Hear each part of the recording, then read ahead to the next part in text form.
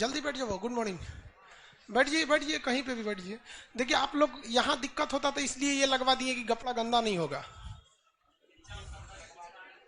दरी बिछाने का मतलब उस पर चढ़ के न चला जाएगा, गंदा हो जाएगा।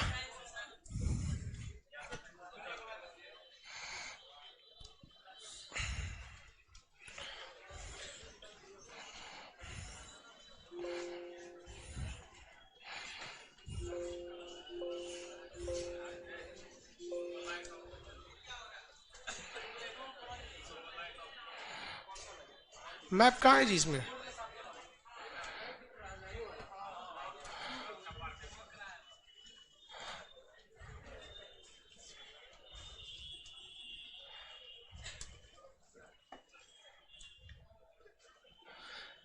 बैठिए सब लोग जल्दी जल्दी।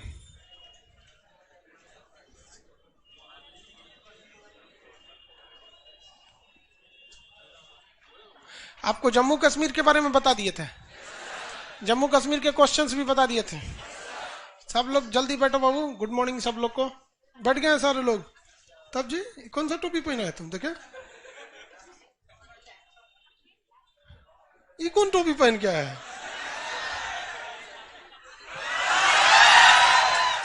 ये सब हीरो आता है, सो एक से एक।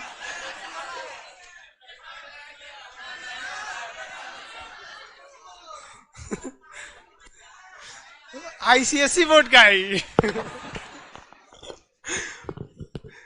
चलिए सम ये कौन सा नक्शा लाए हैं आप? कौन कंपनी का खरीदे हैं? पतंजलि का?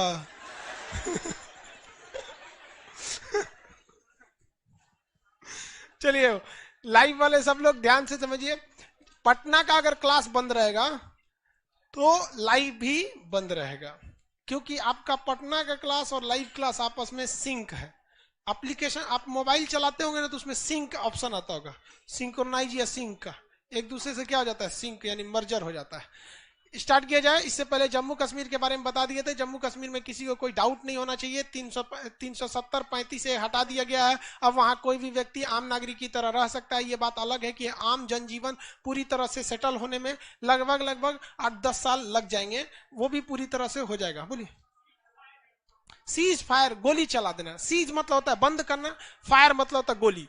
तो भारत और पाकिस्तान ने अपने पास एक समझौता कर रखा है सीज फायर को, मतलब हम एक दूसरे पे गोली नहीं चलाएंगे। और चाइना में तो हमने ना no weapon use agreement sign कर लिया था 1995-96 में, कि हम लोग वहां बंदूक लेकर खड़े जरूर रहेंगे, उसमें गोली नहीं रहेगी, या फिर हम बंदूक लेके जाएंगे नहीं।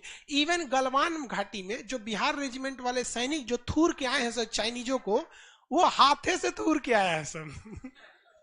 देखिए एक वीडियो जारी किया है कि कैसे पिटा रहा है सब वहां पे। ये बहुत जरूरी है उसको, चाइना को अपना वीडियो जारी करके चाइना खुद फंस गया है। एक बात बताइए कि कभी भी किसी के 2 सेकंड 3 सेकंड की वीडियो से सच्चाई पता नहीं चल सकती है। समझ में आया कि नहीं? खुद हमारे वीडियो में भी कई लोग ना 1 घंटा की वीडियो में 1 सेकंड निकाल निकाल के कॉमेडी बना दिया है। देखते हैं दुकान को चश्मा पहना देता है ठग लाई। अरे वो कहाँ से लाता है सब। हाँ, कुछ मतलब समझदार भी हैं और कुछ ऐसे ऐसे हैं कि मन करता है गरिया दे उन सबको। एक ठो दिखाया है यूट्यूब पर, यही है खान सर की शादी हो गया, दिखा दिया वहां। हमरा पता नहीं है। कई गो रिश्तेदार हमको सीधे ही कहता है कि हमको ये नहीं पता था कि आप इतना बदल जाएंगे कि शादी में भी नहीं बुलाएंगे। तो छोटा छोटा काट के आप कभी किसी की सच्चाई नहीं बता सकते। तो चाइना ने वहीं वहीं दिखाया है जहां भारतीय सेना थोड़ा सा बढ़ चढ़कर थी वहां पर, और अपने लोगों को समझाया है। तो वहां हम लोग का यहाँ समझौता है कि हम लोग वेपन यूज नहीं करेंगे, और यहाँ समझौता है कि सीज फायर, कि हम लोग गोली नहीं चलाएंगे। लेकिन अगर कोई चला दिया तो सीज फायर समझौता यानी गोली नहीं चलाने के समझौता का क्या किया गया? उल्लंघन कर दिया गया। तो पाकिस्तान की ओर से हर बार सीज फायर का क्या किया जाता है? उल्लंघन किया जाता है, और बार बार वहां पे पिटा उठा के चल जाता है वहां पर। खुद से भी सोचना चाहिए किसी को भी। मतलब हम ये बात पाकिस्तानियों और कश्मीरी दोनों को कह रहे हैं कि हिंदुस्तान का लोग ट्रेन में जब जाता है ना, तो 150 रुपए का चप्पल पकड़कर प्लेटफॉर्म पर सोता है इसे। वो कश्मीर छोड़ देगा। अरे यार थोड़ा लॉजिक सोचो ना, 150 रुपया का चप्पल वो नहीं छोड़ता है ट्रेन में, कश्मीर छोड़ देगा यार, हद है। यहाँ एक लड़का अगर गया ट्रेन में ना, तो ऊपर वाली सीट पे बैठेगा ना, तो जूता उतार के पंखा पे रख के अब फीता से उसको 4 बार बांधेगा। सुनो, जब जब नींद खुलेगा सबसे पहले जूते पे देखेगा, है कि ना, कितना का जूता, 600 700 का जूता। जो आदमी 150 का चप्पल नहीं छोड़ता है, तरबूजा आदमी यहां खाता है ना, तो खखोर क्यों के निकाल के खा, तनिको सा लाल वाला हिस्सा नहीं जाना चाहिए उसमें। और हम लोगों से अगर कोई ये उम्मीद करे कि कश्मीर छोड़ देंगे, यार पागल है तब वो। हम लोग की नीति देखते, हम लोग के अगर साबुन घिस जाता है ना, तो उसको 2 बार मोड़ के और मोट करके सटाते हैं, लगाते में कबो कबो गायब हो जाता है, कहां गया रे, यहां सटा निकाल। उसके बाद अगर खत्म हो जाता है तो उसको दीवार पे साट के हाथ मांजता है।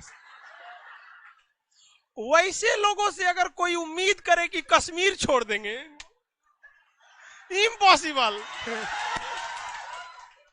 पॉसिबल है नहीं। पंखा चला दे, आवाज को देखो थोड़ा सा प्रॉब्लम हो गया। चलिए अब ध्यान से समझते हैं हम लोग। कश्मीर का टॉपिक पूरा कंप्लीट हो गया था। कश्मीर में कितने पहाड़ थे? 4, काराकोरम, लद्दाख, जास्कर, पीर पंजाल। काराकोरम, लद्दाख, जास्कर, पीर पंजाल, सही है। ये तो हो गया था। ये तीनों किस हिमालय के हिस्सा थे? ट्रांस। ट्रांस का मतलब क्या होता है? ओ पार। ट्रांस का मतलब हिल जाना, उस पार का हिस्सा। चलिए आगे देखिए, ये पर्वत काराकोरम, लद्दाख, जास्कर, पीर पंजाल। पीर पंजाल को कभी कभी हम लोग ट्रांस में नहीं रखते हैं, ये मुख्य हिमालय का हिस्सा में आ जाता है, क्योंकि ये बॉर्डर लाइन है। इसके नीचे से चालू होता है हिमाचल प्रदेश, और हिमाचल प्रदेश में यहाँ एक पर्वत है जिसका नाम है धौलाधार। क्या नाम है? धौलाधार। तो ये तो भैया हो गया हिमाचल प्रदेश की ये बाउंड्री हो गई है, और इसमें ये पर्वत नीचे वाला धौलाधार। तो हिमाचल प्रदेश, कौन सा? हिमाचल प्रदेश। हिमाचल प्रदेश किन 2 पहाड़ों के घाटी में स्थित है? पीर पंजाल और धौलाधार। पीर पंजाल और धौलाधार। हिमाचल प्रदेश के इस बीचों बीच में आप देखेंगे अपने नक्शा में मिलेगा आपको कुल्लू। हिमाचल प्रदेश के बीचों बीच में नक्शा में मिलेगा कुल्लू। कितने लोग के पास अभी एटलस नहीं है? खोलो बबुआ जल्दी एटलस। ये दुनिया में चला गया वो, देखो पेज नंबर 45 पे टहल रहा है। 11 नंबर पेज, और आगे जाओ। हाँ वहां पे। कितने लोग का फर्स्ट क्लास है आज? फर्स्ट क्लास का लिए सबका? ए काला जामुन, समझ में नहीं आ रहा आपको? कौन सा क्लास है आज? शुरू से आए हैं? तो हिमाचल प्रदेश कहाँ है? हाँ तो कुल्लू कहाँ है उसमें? ठीक है, तो इतना सुस्त का लिए है? चरफर रहो एकदम, चक्कर पकड़।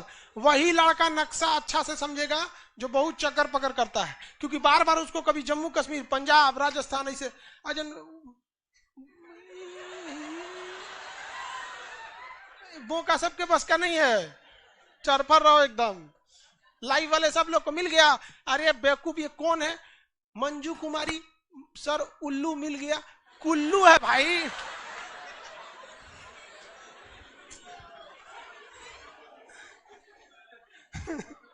उल्लू मिल गया उसको, उल्लू मिलेगा तुमको।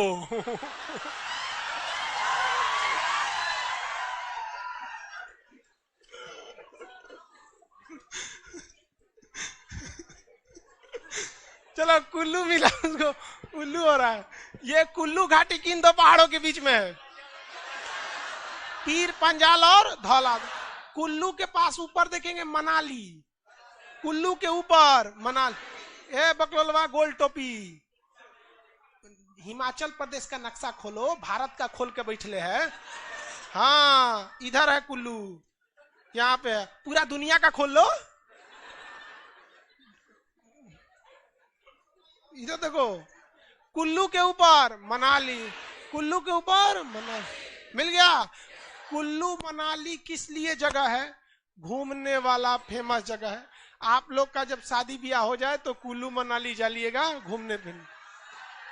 वो बेरोजगारों के घूमने की जगह नहीं है। आप लोग स्टेशन पे घूमिए। कुल्लू मनाली जगह मिल गया।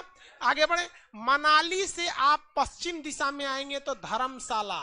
मनाली के पश्चिम दिशा में धर्मशाला। मनाली के पश्चिम दिशा में हिमाचल प्रदेश में क्रिकेट का मैच जब भी होता है तो कहां होता है? धर्मशाला में अक्सर मैच होता है। धर्मशाला किस लिए, ध्यान से समझिए। ये देश कौन सा था पहले? तिब्बत। 1959 में किसने कब्जा कर लिया? चाइना। तिब्बत के लोग भागकर कहां आए? भारत में। वो लोग भारत में शरण लिए तो कहां पर? लद्दाख वाले एरिया में, इसलिए इसे लिटिल तिब्बत कहते हैं। और इनके धर्म गुरु दलाई लामा आज भी कहां रहते हैं? धर्मशाला में। दलाई लामा कहां रहते हैं? धर्मशाला।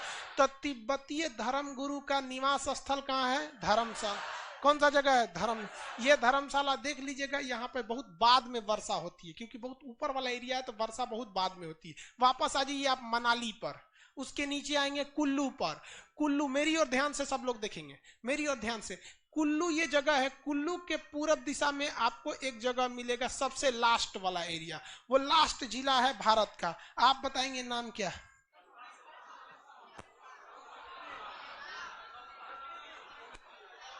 जिला देखिए, जिला लाई आपको एक आदमी नक्शा दे दीजिए। हम जिला रिकोंग पियो लिखा है। देखिए एकदम इस साइड में देखेंगे, मेरी ओर ध्यान से देखिए। आपके मेरी ओर ध्यान से, आप अगर नक्शा में देखिए, जैसे आपके किसी भी राज्य का, सब लोग देखिए, कल्पा से पहले रिकोंग पियो लिखा है ना, तो वहां पर डॉटेड डॉटेड करके एक डायरेक्शन, एक एरिया घेरा होगा जो जिला को घेर रहा है। देखिए डॉटेड डॉटेड करके लग रहा है कि कुछ एरिया जिला घेर रहा है। रिकोंग पियो मिला। कल्पा से पहले ऊपर देखिए ना, रिकोंग पियो मिल गया। रिकोंग पियो। तो डिस्ट्रिक्ट कौन सा है? रिकोंग पियो। ये एक बार क्वेश्चन में पूछा था कि चीन सीमा से लगने वाला जगह कौन सा है, तो भारत के अन्य जगह इस सबको दिया था, उसमें एक कौन सा जगह था? रिकोंग पियो। रिकोंग पियो की सीमा किस देश से लगती है? चीन से। रिकोंग पियो की सीमा किस देश से लगती है? चीन से। धर्मशाला आपको मिल गया, किसी को कोई दिक्कत नहीं है। रिकोंग पियो भी मिल गया। कुल्लू, मनाली, ये नक्शा किसका है? हाँ, इसमें आप पेंसिल से अंडरलाइन नहीं कीजिए, सुग्गा कलर का वो हाइलाइटर लेना है, सुग्गा कलर का, पेंसिल से नहीं। तो यहाँ पर कौन सा हो गया? अरे सुग्गा कलर यही होता है। ये भी तो पूरा क्लासरूम का आगे का एरिया किस कलर का? सुग्गा कलर का। इसी कलर का लेके रखना। तो ये आपका कौन सा जगह हो गया? रिकोंग पियो। आप आएंगे कुल्लू के एकदम नीचे शिमला। कुल्लू के एकदम नीचे शिमला मिल गया। शिमला एकदम नीचे होगा, शिमला एकदम नीचे शिमला। शिमला मिल गया। आप बताएंगे चावल अनुसंधान केंद्र कहाँ है? बेवकूफ, शिमला में आलू अनुसंधान केंद्र है। कौवा उड़ खेलने नहीं बना ऐसा, कटक में है वो। कोनो जगह दिखा के कहेंगे ये देखो लखनऊ है, कहेंगे हम लोग का जन्म कहाँ हुआ? लखनऊ।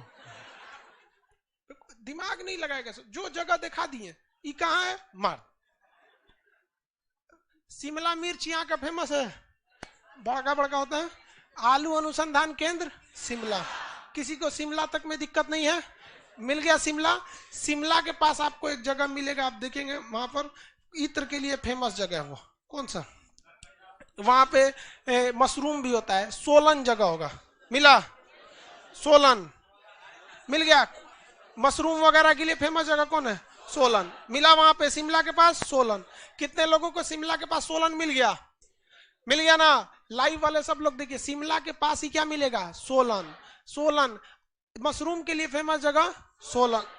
दवाइयां वगैरह भी सोलन में बनती हैं। समझ में आ गया? सोलन जगह मिल गया। वापस आएंगे शिमला, वापस आएंगे शिमला। मिल गया शिमला। सब लोग को शिमला मिल गया। शिमला के पहला अक्षर स के पास एक जगह मिलेगा कालका। शिमला के पहला अक्षर स के पास जगह मिलेगा कालका। मिला? नहीं मिला? नीचे होगा उसके, सोलन के नीचे। सोलन के नीचे कौन सा जगह मिल गया? सोलन के नीचे कालका। सोलन चले गए? सोलन के नीचे कौन सा जगह? कालका। कौन सा जगह है? कालका। कौन सा जगह है? कालका बहुत ही प्रसिद्ध मंदिर है। हाँ, सोलन के पास क्या मिल गया? कालका सबको मिल गया। कालका शिमला रेल मार्ग यूनेस्को में शामिल है। किसमें शामिल है? यूनेस्को। ये रेल मार्ग जो है बेसिकली किसी को ढोने के लिए नहीं बनाया गया है, टूरिस्ट के लिए बनाया गया।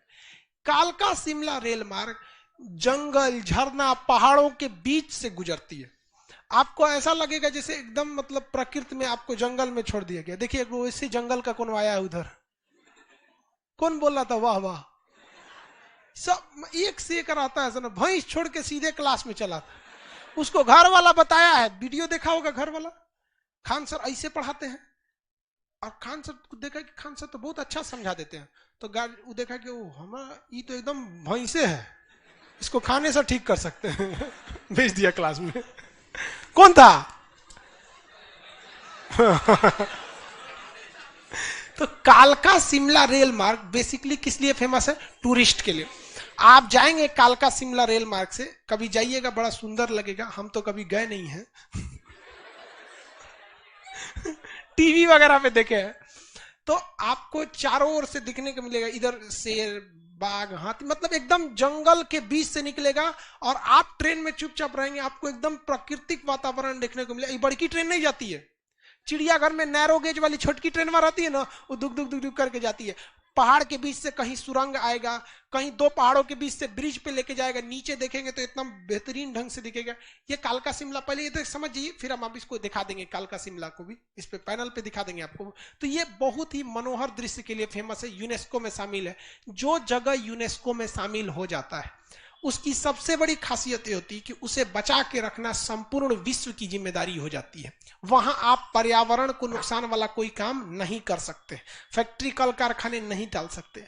और अगर कोई देश युद्ध के दौरान यूनेस्को में शामिल किसी जगह के ऊपर बम्बार्डमेंट कर देता है तो बाकी सब देश मिलकर उसको पकड़ के चूर देंगे लोग। तो अगर पाकिस्तान वाला गलती से भी कालका शिमला रेल मार्ग पे मार दिया, थूर देगा सब इसको।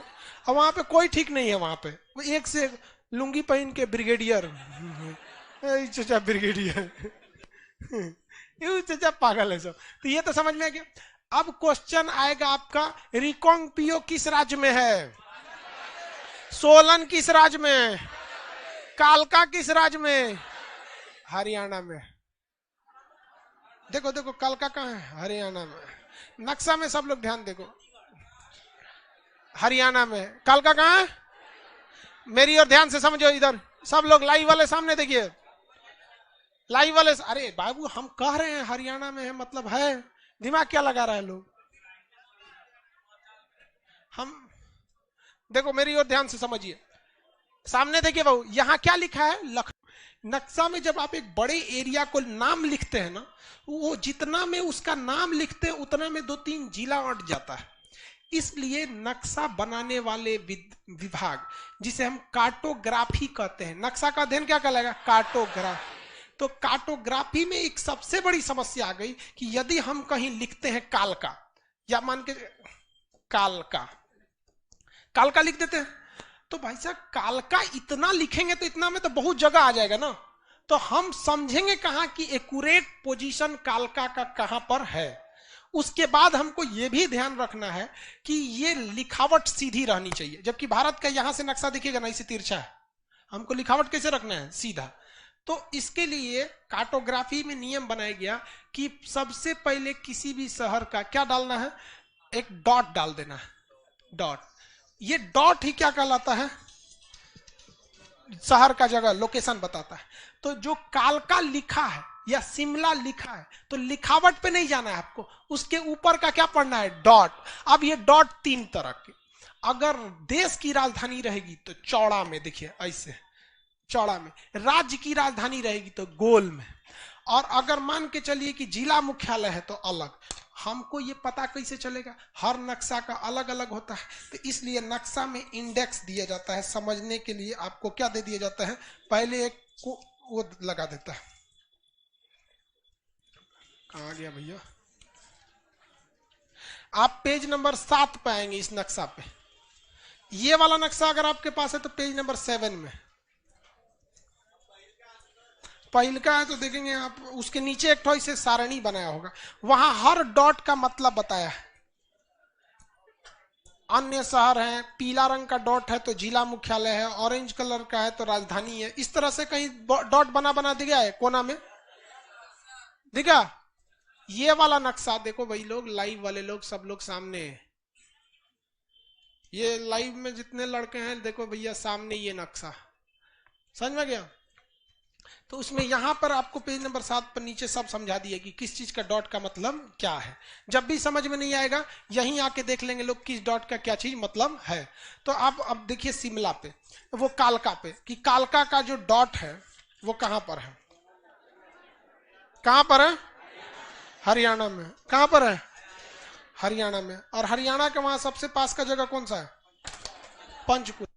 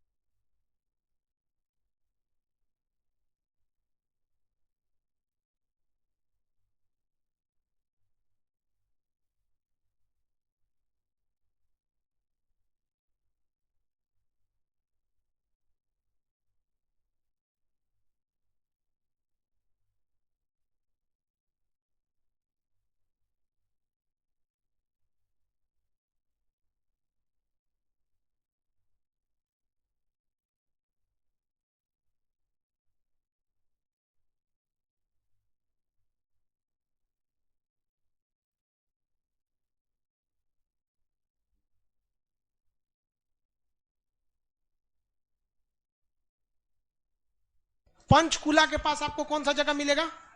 कालका। तो अभी हमें हरियाणा में जाना नहीं है, हमें कहाँ रहना है? हिमाचल प्रदेश। कहाँ पे? हिमाचल प्रदेश। तो हिमाचल प्रदेश की ये फेमस फेमस जगह आपको यहाँ पर मिल गए सब। लेकिन अब आपको किस नक्शा में जाके देखना है? फिजिकल नक्शा। किसी भी नक्शा के इस साइड में कौन सा नक्शा होता है? फिजिकल। तो आपको फिजिकल नक्शा में आके कौन सा पहाड़ ढूंढना है, ये बोलिए।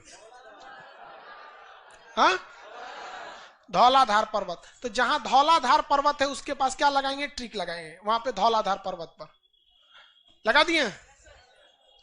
ऐसे अंडरलाइन कर देंगे, हाइलाइटर चला देंगे। कौन सा पहाड़?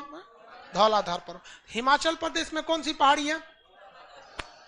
धौलाधार।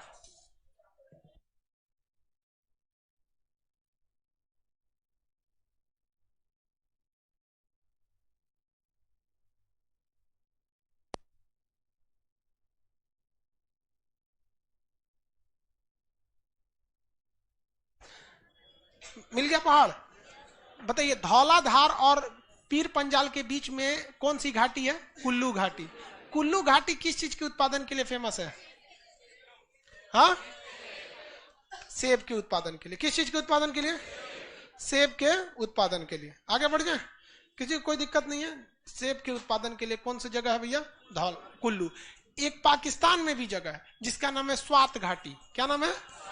वो भी किस लिए है? सेब के लिए। स्वात घाटी किस लिए है? सेब के लिए। याद रहेगा, किसी को कोई दिक्कत नहीं है। अब हम लोग आते हैं पंजाब वाले एरिया में, लेकिन उससे पहले हिमाचल प्रदेश में देखिए मेरी ओर। हिमाचल प्रदेश के पास से यहां से एक चीन से एक नदी आती है जिसका नाम है सतलज नदी। कौन सी नदी? सतलज। इस सतलज नदी पे बांध बनाया गया है, दो बांध। एक का नाम है भाखड़ा और एक का नाम है नांगल। कितने बांध है? दो।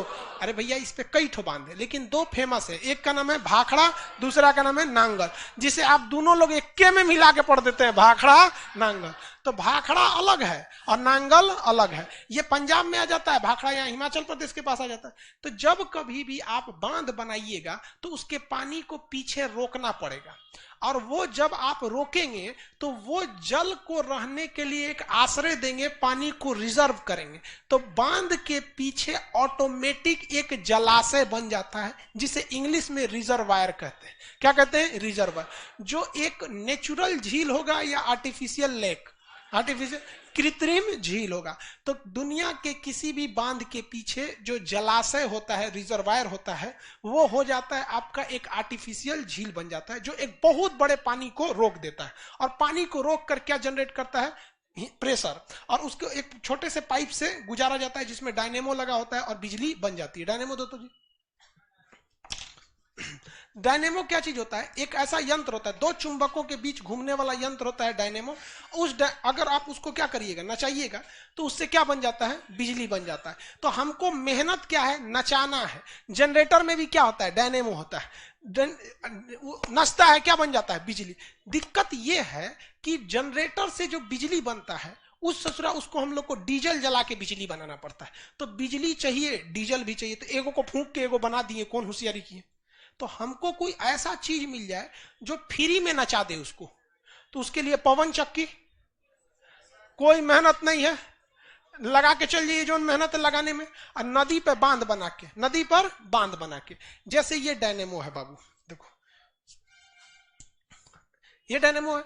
यहां पर देखिए एक चुंबक दिख रहा होगा आपको, ये रेड कलर का चुंबक, ये चुंबक नहीं है,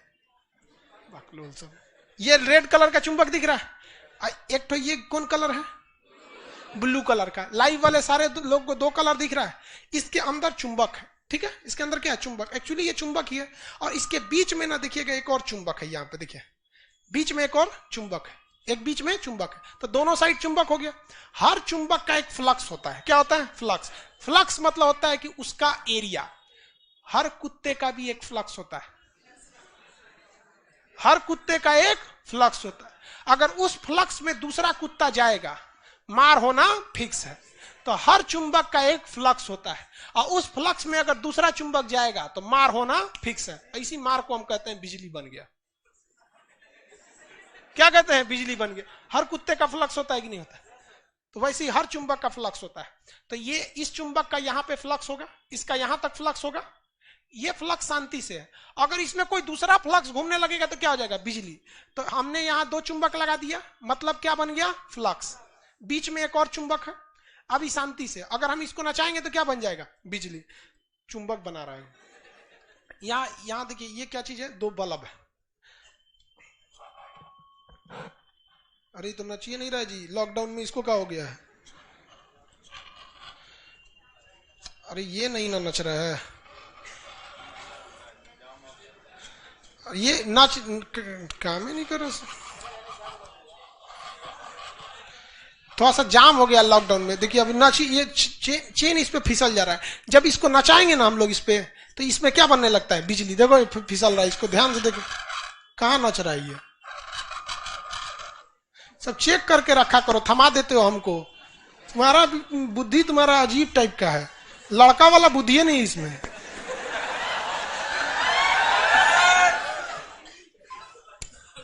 चेक करके पहले रखो। यार डायनेमो दिखाए, डायनेमो चलबे नहीं किया। वो छोटा साइज का क्या है? डायनेमो। वो फिसल, लॉकडाउन में रखने से ना उसका रबड़ क्या हो रहा है? थोड़ा ढीला होकर फिसल रहा हो। तो बस वैसी बिजली बनती है। तो यहां पर कौन बांध है भैया? भाखड़ा नांगल एक ही है कि अलग अलग बांध है? हाँ, अलग अलग। इस यहाँ पर एक बहुत बड़ा जलाशय है जिसका नाम आप पढ़ के बताइए, गोविंद सागर। देखिए हिमाचल प्रदेश में जलाशय मिला, देखिए ध्यान से, शिमला के आगे होगा, मिल गया बड़ा सा झील। अब झील है तो ब्लू कलर का तो पानी दिखेगा ही आपको। मेरी और ध्यान दीजिए, पंजाब से सट के होगा। किससे सट के होगा? पंजाब से। पंजाब से सट के होगा है। ए पकड़ लो। फिजिकल में क्या खोज रहा है? पॉलिटिकल में देख लो, नहीं मिला। लाइव में जिनको मिल गया बताइए, गोविंद सागर मिल गया, मिल गया सबको। क्वेश्चन आएगा, गोविंद बल्लभ पंत जलाशय कहां है? भैया देखो यहां है गोविंद सागर, जबकि यूपी के रेणुकूट के पास है गोविंद बल्लभ पंत। याद रखियो, यूपी के वो गोविंद बल्लभ पंत थे।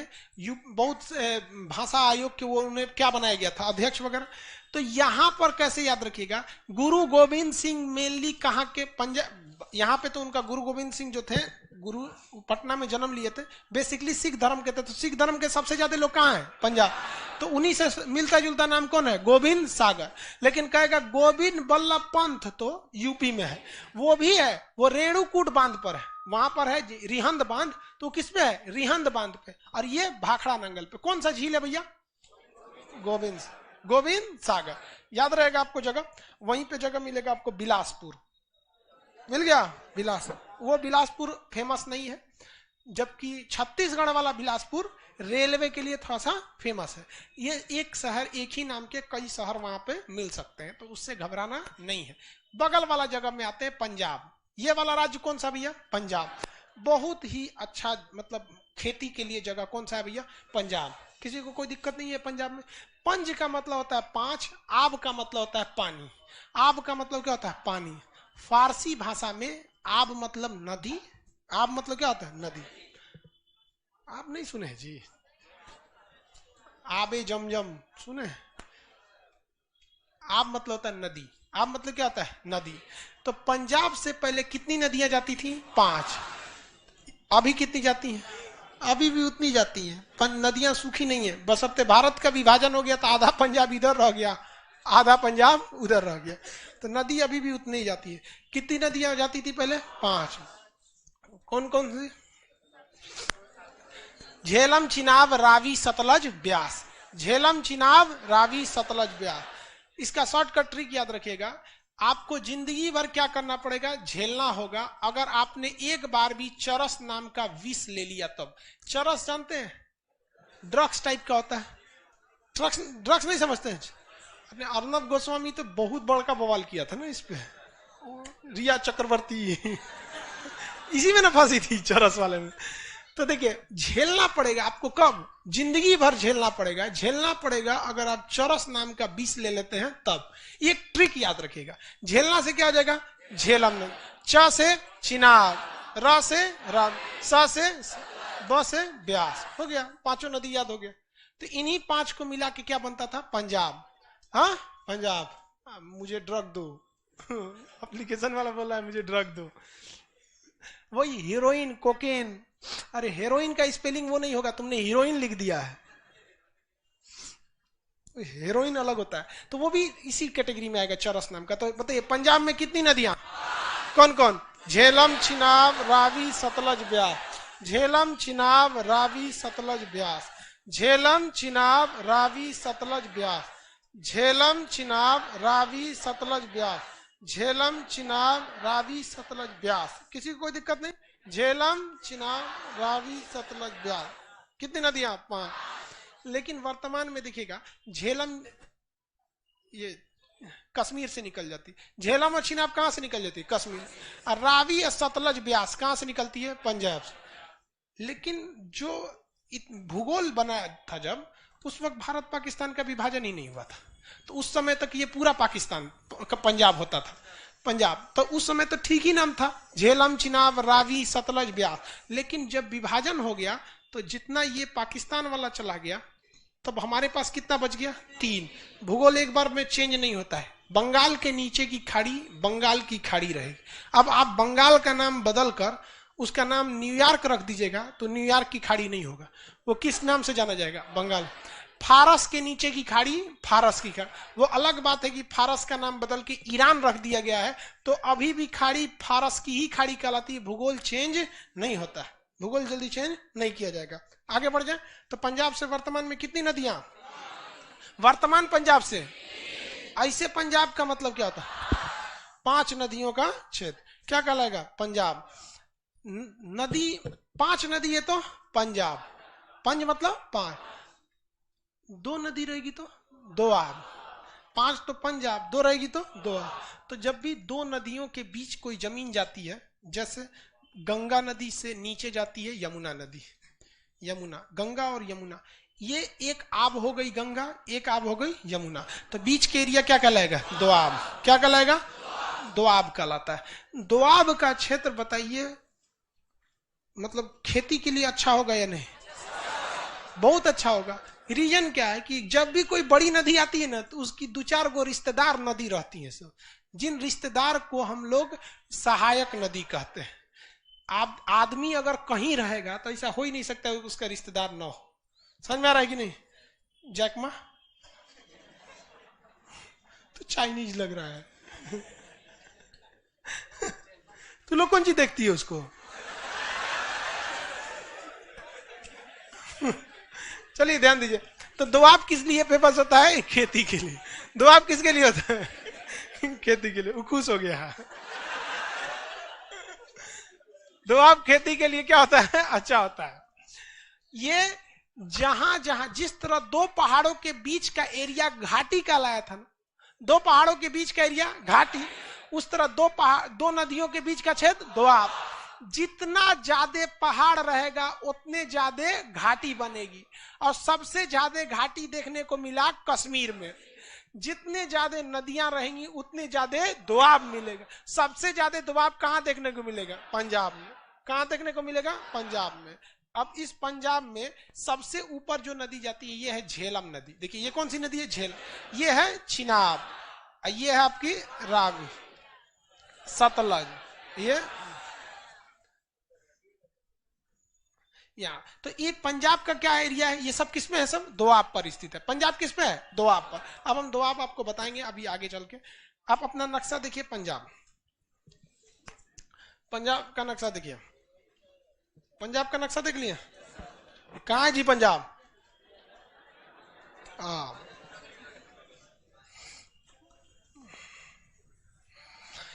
पंजाब में यहां देखिए, तो ये सबसे ऊपर वाली नदी कौन सी हो जाएगी? झेलम। उसके नीचे चिनाब। क्या ये पंजाब से जाएगी? उसके बाद रावी। कौन सी नदी? रावी। उसके बाद रावी के बाद सतलज। ब्यास बीच में रहती है। ब्यास याद रखिए कहां पे है? बीच में। कौन सी नदी? ब्यास। सीक्वेंस हमने जो बताया है उस सीक्वेंस में केवल एक ब्यास गड़बड़ हो जाएगा, बाकी झेलना पड़ेगा। झेलम, चिनाब, रावी, सतलज, ब्यास। बस ब्यास को कहां डाल देना है? बीच में। ब्यास को कहां डाल देना है? बीच में। चलिए सब लोग ध्यान दीजिए, क्या ये दोआब कहलाएगा? दोआब नहीं कहलाएगा। क्या ये दोआब कहलाएगा? हाँ, क्या ये एरिया दोआब कहलाएगा? कहलाएगा। अलग बात है कि कश्मीर और पाकिस्तान में घुस जाएगा। देखिए ना, ये रावी नदी है। ये कौन सी नदी है? रावी। ये सतलज, ये ब्यास। ये चिनाब नदी है ना, ये झेलम नदी है। तो ये भी तो दोआब कहलाएगा ही कहलाएगा। ये भी दोआब कहलाएगा ही कहलाएगा। अलग बात है कि ये कश्मीर पाकिस्तान में चले जाएंगे, सब पंजाब में नहीं आएगा। हमको मतलब है दोआब से, तो दोआब कहलाएगा कि नहीं कहलाएगा? ये भी दोआब, ये भी दोआब, ये दोआब, ये दोआब। दोआब उपजाऊ होते हैं कि नहीं होते? तो इसको कहा गया ब्यास और सतलज के बीच का दोआब था। ब्यास और किसका था? सतलज का। ब्यास और किसका था? सतलज का। इसलिए इसे कहा गया बिस्त दोआब। क्या कहा गया? बिस्त दोआब।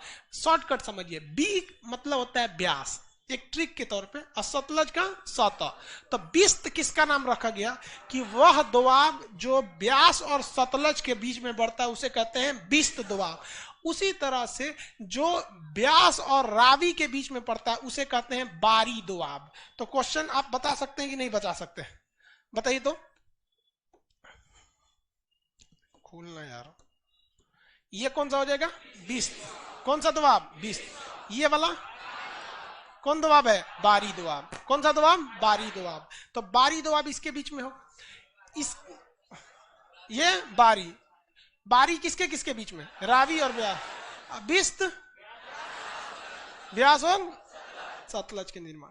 इसका नाम कुछ बताइए। इसका भी दोआब का, ये भी तो दोआब है। इसका नाम है रचना दोआब। रावी और चिनाब। रचना से रावी और चिनाब। कौन सा हो जाएगा? रावी और चिनाब। रावी और चिनाब। कौन सा दोआब? रावी और चिनाब। कौन सा दोआब है? रचना दोआब। कौन सा दोआब? रचना। पंजाब में आएगा रचना दोआब। तो पंजाब में बेसिकली कौन आएगा? बारी। उसके बाद बिस्त। बारी, बिस्त। बारी दोआब, बिस्त दोआब। बारी और बिस्त। बारी दोआब और बिस्त दोआब। पंजाब के ऊपरी भाग में कौन सा दोआब देखने को मिलेगा? रचना पंजाब में आएगा ही नहीं, हिल जाएगा ऊपर। पंजाब के ऊपरी भाग में बारी, निचले में एकदम नीचे में नहीं होगा। बारी, बिस्त, और सबसे नीचे में मालवा का मैदान है। कौन सा? मालवा का मैदान।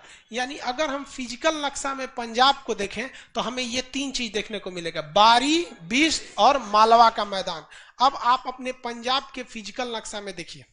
पंजाब के फिजिकल नक्शा में देखिए, सुग्गा कलर के हाइलाइटर से उस पर हाइलाइटर लगाइए। बारी दोआब, बिस्त दोआब, मालवा का मैदान मिल गया फिजिकल नक्शा में। सबसे पहले मेरी ओर ध्यान से देखिए लोग, पॉलिटिकल नक्शा में आपको आइडिया लगना चाहिए कि पंजाब है कहां। वो निचले भाग में है, पाकिस्तान से सट के। निचले भाग में है, पाकिस्तान से सट के, एकदम पाकिस्तान से सट के। बारी दोआब मिल गया। रचना बिस्त दोआब, उसके नीचे मालवा का मैदान, नहीं मिला मालवा का मैदान। हाँ, क्वेश्चन बता देंगे लोग। मालवा का पठार किस राज्य में? मध्य प्रदेश में। कहाँ है? मध्य। देखो भैया ध्यान से, ये मालवा का मैदान है और हमने आपसे पूछा मालवा का पठार। वो मध्य प्रदेश और राजस्थान के बॉर्डर एरिया पे आ जाता है, कुछ भाग राजस्थान में जाता है। तो थोड़ा सा आंख नाक कान खोल के रखिएगा, क्वेश्चन पूछ क्या रहा है, वरना लड़का कहता है कि सब अच्छा मारे हैं, रिजल्ट गड़बड़ हुआ था। आपके वो थोड़ी देख रहा है कि कौन जो किसका फोन आ रहा है तुम्हारा, उसको बोलना फोन आएगा तो नंबर यहाँ लिख देंगे हम। कौन दवा हो गया ये बताइए, सबसे नीचे वाला कौन सा? ये इसके ऊपर क्या आपके फिजिकल नक्शा में दबाव दिया है? रचना दबाव हाँ नहीं दिया, छोड़ दीजिए, कोई दिक्कत नहीं है। तो आप फिजिकली देख लिए। आप में से फिजिकल नक्शा में लाइव वाले सब लोग देख के बताए और एप्लीकेशन वाले कि पंजाब में कितने पहाड़ दिखाई दे रहे हैं। पंजाब में कितने पहाड़ दिखाई दे रहे हैं? नहीं है, नहीं है पंजाब में पहाड़। पंजाब में एक भी पहाड़ नहीं है। पंजाब कैसा एरिया है? मैदानी एरिया, मैदानी है। वहाँ खेती वगैरह के लिए बहुत अच्छा जगह। वहाँ के किसान बहुत ही संपन्न हैं, यूपी बिहार के किसान से बहुत ज्यादा, क्योंकि वहाँ पर क्या चीज लागू है? MSP, minimum support price, MSP लागू है। एमएसपी मतलब होता है कि आपके गेहूं की एक मिनिमम प्राइस फिक्स कर दी गई, चावल की मिनिमम प्राइस फिक्स कर दी गई, उसके नीचे वहां कोई नहीं खरीद सकता है। और बिहार में किसान की मजबूरी देख लेगा तो फ्री में उठा लाएगा। तो ये वहाँ का किसान बड़ा संपन्न है। दूसरा कि वहाँ के किसान लोग मॉडर्न टेक्नोलॉजी का यूज ज्यादा करते हैं, मशीनरीज का यूज ज्यादा करते हैं। यूपी बिहार में ऐसी व्यवस्था नहीं है, बहुत कम है। तो हम लोग के यहाँ आज भी थोड़ा कृषि का उतना विकास देखने को नहीं मिला जितना पंजाब वगैरह में हुआ है। अब हम लोग पॉलिटिकल नक्शा में आए पंजाब पे। पंजाब का सबसे ऊपर का एरिया पठानकोट, पॉलिटिकल में देखिए। इधर देखो, हमारा सबसे ऊपर का चीज यहाँ है ना, कि पेट हमारा सबसे ऊपर है, यहाँ खोज रहा है।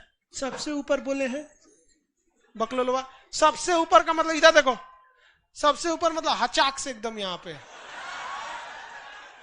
दिखा कि नहीं? अभी तक उसको नहीं मिला। कहाँ है? लगा लगा लगा। आप लोग लाइव वाले आप लोग देखिए, सबसे ऊपर में होगा। हजारीबाग में बतिया कौन जी रहे हैं आप लोग? लगा दिए? कौन सा जगह? पठानकोट। भारतीय सेना का बेस कहां पर है? एयरफोर्स का है, सेना का नहीं है। किसका है? एयरफोर्स। पठानकोट एयरबेस पर एक बार हमला हो गया था। क्या हो गया था? हमला हो गया था, घुस करके वहां पे हो गया था। अल्प बुद्धि वाले लोग, इतिहास में आप हमेशा याद रखिएगा, आप लोग भी इतिहास में बड़ी मतलब उठपटांग। कहा जाता है कि इतिहास से हमने यही सीखा है कि इतिहास से कोई कुछ नहीं सीखता है। अगर इतिहास को आप ध्यान से देखेंगे ना तो यही बात है। इतिहास से हमने ये सीखा है कि इतिहास से कोई कुछ भी नहीं सीखता है। इतिहास गवाह है कि जब जब आप कभी किसी शक्तिशाली पर हमला करेंगे तो आपको बहुत बुरी तरह से थूर देगा, बहुत बुरी तरह से। एग्जाम्पल उठाइए सद्दाम हुसैन से, अमेरिका से लड़ने गए थे, कब्रिस्तान चले गए। मुअम्मर गद्दाफी लीबिया में शेर बने थे, जॉर्ज बुश को कुत्ता बोल दिए थे, चल गए। म्यांमार में रोहिंग्या, म्यांमार की रोहिंग्या जो आए थे सब, तो रोहिंग्या को म्यांमार की फौज ने 2-3 रोहिंग्यों को गोली मार दिया था किसी मैटर को लेकर। तो फौज चलती है तो भैया काउंटर फायर हो जाता है। हमारे हर जगह पे से, अमेरिका में भी काउंटर फायर हो जाता है। इवन हिंदुस्तान की फौज इतनी संयम रखती है पत्थर वगैरह से भी, लेकिन पिछली बार फौज ने भी कहा था कि हमारे काउंटर फायर में मतलब आतंकवादी को मारने के चक्कर में एक सिविलियन को गोली लग गई, तो जानबूझ के थोड़े मारा। लेकिन ना, रोहिंग्या है हम, जाके घुस के बम मार दिया कहां पे? कैंप में। बाकी जब आर्मी उठी तो साफ। तो जब जब आप इतिहास से याद रखिएगा, आपके पड़ोस में भी, आपके समाज में भी कोई बहुत पावरफुल आदमी होगा जो आपको बार बार किसी मैटर पे पिन मारता होगा कि आप उतावला हो कि उस पर कुछ बोल दीजिए, और जहां कुछ बोलेंगे, जहां कुछ करेंगे, आपको अच्छा से कचर के थूर देगा। समझ में आ गया? इसलिए जब तक आप पावरफुल नहीं हो जाते तब तक आप उसका गाली भी बर्दाश्त कीजिए। सबके साथ होता है, हम लोग का भी साथ में हुआ था। हम लोग को भी बहुत, कोई राजा के घर में हम लोग भी जन्म नहीं लिए हैं, मिडिल फैमिली सबकी रहती है, तो अगल बगल के पड़ोस में हम लोग को भी कुछ लोग मतलब दबा के रखते थे। अब तो नहीं दाबे, क्रायोनिक इंजन लगा के पहुंचा देंगे ऊपर, अंतरिक्ष की यात्रा करो हम। तो हमेशा याद रखिएगा, जब तक आप कामयाब नहीं हुए, जब तक पावरफुल नहीं है, आपको लाख उकसाया जाए कभी मत लड़िएगा, वरना बर्बाद हो जाएंगे। यही वजह है कि अंग्रेज इस चीज को भली भांति जानते थे, इसलिए जितने गर्म दल के नेता थे वो देश प्रेमी थे, इस पे कोई शक नहीं, लेकिन उनके आंदोलन को बड़ी जल्दी दबा दिया गया। चाहे वो भगत सिंह हो गए, सुभाष चंद्र बोस हो गए, चंद्रशेखर आजाद हो गए, राम प्रसाद बिस्मिल हो गए, कोई भी हो गए, चंद्रशेखर आजाद से किसी को भी ले लिए, खुदीराम बोस को, ये देश प्रेमी थे, सब कुछ था इनमें, कोई चीज की कमी ही नहीं थी। इवन कि आप कहेंगे कि नरम दल वालों से ज्यादा देश प्रेमी, लेकिन उनको किस तरह दबा दिया गया, बहुत जल्दी दबा दिया गया। बस यही हो जाता है कहीं भी। नरम दल वाले को दबाया गया, सरदार पटेल, महात्मा गांधी, नेहरू, ये सब जेल हो जाता था, सब फिर चल आता था। सरदार पटेल को कौन सी हुआ? सरदार पटेल स्वाभाविक मृत्यु से मरे थे 1950 आजादी के बाद। किसमें कंफ्यूजन है इसको? सरदार पटेल नहीं जान रहा है सरदार पटेल को? बस वही हो जाता है। देखो यहां से वो लोग क्या किए, पठानकोट हमला करेंगे, कोई बात नहीं, करो, सर्जिकल स्ट्राइक हो गया, शांत हो गए। हमारे पुलवामा में बैठे भाइयों के ऊपर जो बेचारे बस से जा रहे थे, हाँ, बम ले आके मार दिए यहां पर। अरे हमें तकलीफ है इस बात पे कि हमारे फौजी भाई हमें छोड़ के गए, लेकिन किसी को यह लगता है कि हमारे किसी फौजी के ऊपर बम चला के वो भारत को हरा देंगे। अजब हाल है। इधर से एयर स्ट्राइक हो गया, वो बैला अभी भी नहीं सुधरा है, वो फिर कहीं चिटपुटिया फोड़ के जाएगा। अब पता चला इस बार कहीं इस्लामाबाद पे मत हो जाए कुछ। तो इतिहास से ये सीखिएगा कि कभी मत उकसिएगा। भारत इस चीज को सीखता है, इसलिए गलवान घाटी में हम लोग चाइना में घुस के उसको थूर के पीट दिए थे। चाहते तो वहां से आगे हमला कर सकते थे, और करते तो इनफैक्ट हम गलवान में जीत सकते थे, लेकिन उसके बाद जो इंपैक्ट होता हमारी अर्थव्यवस्था तहस नहस हो जाती। इसलिए देखें बातचीत की दौर, बाप रे बाप, 14 को मीटिंग होने के बाद फिर सेटलमेंट किया गया कि नहीं किया गया। ऐसा नहीं है कि केवल हम लोग समझदारी किए हैं, चाइनों को पता है कि केवल एक ओर से अर्थव्यवस्था बर्बाद नहीं होगी। लेकिन अगर गलवान वाला मैटर इधर हुआ रहता ना, तो यार मार दो इस सब का बस चलता तो कभी संसद में खड़ा होके बोलता है ऐसा कि परमाणु बम मार देंगे। तो पठानकोट पे ये लोग क्या करा दिया था, हमला करा दिया। इनको क्या लगा कि हमारी एयरफोर्स अब खत्म हो जाएगी, कुछ नहीं होगा। दिक्कत जानते क्या हुआ? पठानकोट पे खत्म करने के बाद पठानकोट के जस्ट पीछे यहाँ पे अंबाला, कौन सा है? अंबाल। अभी अंबाला आपको दिखाएंगे, यहाँ पे हरियाणा के पास इस साइड में थोड़ी दूर पे राफेल को वहां ले आके लगा दिया गया। अब आओ वहां पर, तो पठानकोट एयरबेस पर हमला किसकी ओर से किया गया था? पाकिस्तानियों की। उस अंबाला से नीचे पठानकोट से नीचे उतरिए, अमृतसर, गुरदासपुर और अमृतसर मिल गया। इस साइड एकदम पाकिस्तान की ओर मिलेगा, अमृतसर मिल गया। अमृतसर मिला कि नहीं मिला जी? नहीं मिला। अमृतसर, अमृतसर धार्मिक जगह है। कौन सा जगह है? धार्मिक जगह है। स्वर्ण मंदिर कहाँ है? तो वहां झंडा लगेगा कि नहीं मिलेगा? लाल रंग या ब्लू कलर? ब्लू कलर का झंडा कहां पर? अमृतसर में। अमृतसर क्या है कि एक तालाब बनाया गया था 500 बीघा में। कितना बीघा में? 500। चौथे गुरु रामदास को अकबर ने जमीन दिया 500 बीघा। और किस लिए जमीन दिया? तालाब बनाने के लिए। सरोवर मतलब क्या होता है? तालाब। तो वो सरोवर बनाने के लिए, तालाब बनाने का पैसा, जमीन दिया चौथे गुरु रामदास को। तो उन्होंने क्या बनाया? अमृतसर नाम का एक तालाब बनाया, और इस तालाब के अंदर एक मंदिर बनाया जिसका नाम रखा हर मंदिर। क्या बना? हर मंदिर। तो हर मंदिर, और जब ये मंदिर बन गया तो ऐसा कहा गया कि अब इसका जो तालाब का जो पानी है वो अमृत के समान हो गया। जैसे गंगा जल लोग पवित्र मानते हैं, मुसलमान आबे जमजम को पवित्र मानता है, उसके लिए वही गंगा जल है। तो सिख लोग के लिए ये अमृतसर का पानी है। तो अमृत हो गया, ये सरोवर क्या हो गया, अमृत हो गया। और इसके बीच में क्या बनाया गया, हर मंदिर। क्या बनाया गया, हरि मंदिर, मतलब गुरु का मंदिर। ये क्या बन गया, ये हर मंदिर बन गया।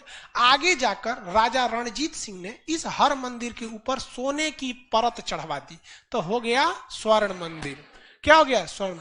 तो भैया अमृतसर जो आप देख रहे हैं ये शहर है, वो अमृतसर बाद में इस सरोवर के किनारे किनारे किनारे किनारे पूरा शहर बस गया, जिसका नाम क्या हो गया, अमृतसर। बट अमृतसर बेसिकली क्या था, सरोवर था। कितने बीघे में, 500 बीघा में खोदवा के तालाब नहीं बनवा दिया गया। मान के चलिए आप ही को 2 बीघा जमीन है, तो का 2 बीघा हवा लेके तालाब खोदवा दीजिएगा। 2 बीघा में तालाब खोदवाना है तो साइड साइड से मार्जिन दीजिएगा कि नहीं, कि मार 2 बीघा खोद दे, बगल वाले का खेत ढह जाए तालाब में। एकदम एक्यूरेट नहीं होता है भाई, एक डिजाइनिंग बनानी पड़ती है उसके लिए। तो वो उसी लिए जमीन दिया गया था इसमें। तो अमृतसर हो गया, किसी को कोई दिक्कत नहीं। अमृतसर में एक बहुत बड़ा अप्रिय घटना हो गई थी 1984 में। देखिए 1971 में पाकिस्तान का एक राज्य था जिसका नाम था पूर्वी पाकिस्तान।